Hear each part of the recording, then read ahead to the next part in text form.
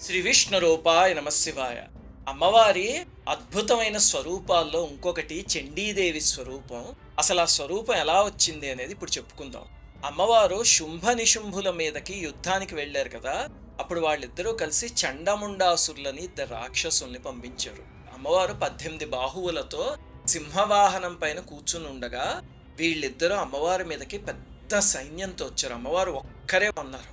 దుర్మార్గులు అన్నారు, నువ్వెలాగూ ఒంటరిగా ఉన్నావు, మాదింత పెద్ద సైన్యం, ఎలాగూ ఓడిపోతావు నువ్వు. నా మాట విని మా నాయకుడు శుంభుణ్ణి భర్తగా స్వీకరించు, అతను కామకళా ప్రవీణుడు, నువ్వు సుఖపడతావు అని అమ్మవారితో అన్నారు. ఎంత ఘోరమైన మాటది. అంతే అమ్మవారికి పట్టలేని ఆగ్రహం వచ్చేసింది. శంకరాచార్యుల వారు సౌందర్యలహరిలో అంటారు, శివే శృంగారార్ద్ర తదితర జనే కుత్సనపర అని. అంటే శివుడు కాకుండా ఇంక ఎవరైనా అంటే అమ్మవారు అసలు ఆలోచననే భరించలేరా. అంతే ఆగ్రహంతో పెద్దగా గర్జించారు అమ్మవారు. దుర్మార్గులారా, పరమేశ్వరుణ్ణి విడిచి పాపాత్ముణ్ణి పతిగా వరించాలరా, ఈ మాట అనడానికి మీకెంత తెగింపురా, ఈరోజు మీకు మూడింది అని శంఖాన్ని పూరించి వాళ్లపై కురికారు అమ్మవారు. వాళ్ళందరూ లక్షల సైన్యం ఒకేసారి అమ్మవారిని చుట్టుముట్టేశారు. ఇప్పుడు అమ్మవారు ఆగ్రహిస్తే ముఖం నల్లబడి ఆవిడ నుదుటి నుంచి ఒక స్త్రీమూర్తి ఆవిర్భవించింది. పులితోలు చీరగాను, గజచర్మం పైటగాను, మెడలో పుర్రెలమాల ధరించి భయంకరమైన స్వరూపంతో, విశాలమైన నోటితో, పొడుగాటి నాలుకతో, పర్వతమంత స్వరూపంతో, నల్లటి ఆకారంతో స్త్రీమూర్తి వచ్చింది.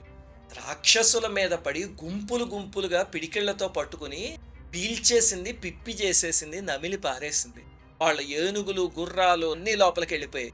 ఆఖరికి మంత్రశక్తితో బాణపాశం వేసి చండముండులిద్దరిని బంధించి అమ్మవారి దగ్గరికి తీసుకొచ్చి, అమ్మ నువ్వు రణయజ్ఞం చేస్తున్నావు కదా, యజ్ఞానికి 2 బలిపశువుల్ని తీసుకొచ్చానమ్మా అంటే అప్పుడు అమ్మవారు కత్తితో ఇద్దరి తల్లో నరికేశారు. ఆ తల్లే చండీదేవి.